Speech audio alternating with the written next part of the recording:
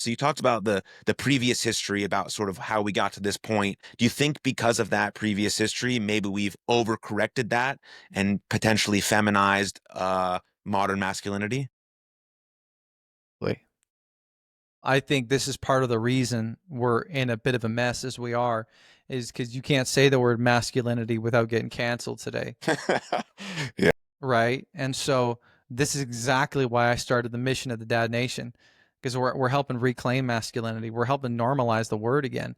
And I would say, so many people talk about, I'm going to go on a bit of a rant here. Let's go. So so many people talk about this word toxic masculinity, right? And I would say I want us to just replace the word toxic with immature. Because if you take every trait of toxic masculinity and you look at it, it's actually a case of immaturity. It's little boys who are trying to be men, who are demanding their way, who are, unrealistic, who are being overly assertive, who don't understand, what it means to protect, to provide, to preside, to the things that we're talking about, right? And so when I say modern masculinity, I think it's not the model from the 50s and the 40s. I think we got things to learn. It's not from what we're doing today either, because you're right. We've lost touch of some of the things that make us men.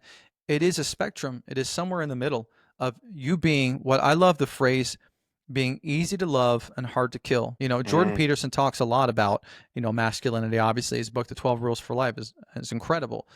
But can you be confident? Can you be focused? Can you be assertive? Can you be driven, and be dangerous, for the right things, but also be connected with your emotions and to hold space for those you love and to be able to sit in attention and have the humility and the empathy to be able to really channel what's going on the inside and be able to speak about it confidently, about and being able to feel those things confidently and hear your wife's laments or complaints without feeling attacked.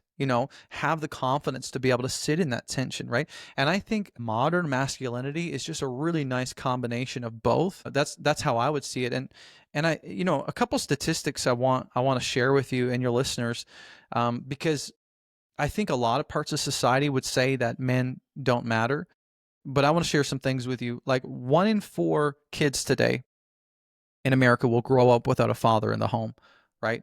And that's a big problem because these numbers will shake you. So 63% of youth suicides come from fatherless homes. 90% of homeless and runaway children come from fatherless homes.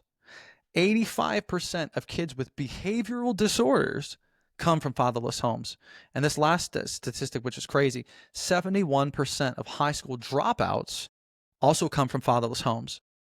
And so, what's the truth here amidst a culture that is very confused? Our children need us.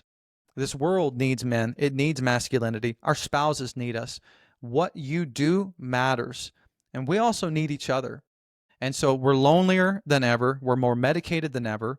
We know that today in America, the average man spends over 2,000 hours per year in front of a screen, drowning and distracting himself from his life. And that's like what, 85 days a year or something like that? I mean, it's outrageous. So we got to understand that we've never been more needed, but we've never been more lonely, depressed, tired, and medicated. So this is the time to rise up. It's never been easier to be a man today because the bar is so low. You know what I mean? And so that's exactly why I started this movement, man, to like help restore masculinity, to restore the man, the husband, and the father in the home. It's massive. Thank you very much for tuning in to that clip. If you enjoyed it, then you'll love the full length episode right here. Right here. Click it. Go ahead. Go ahead.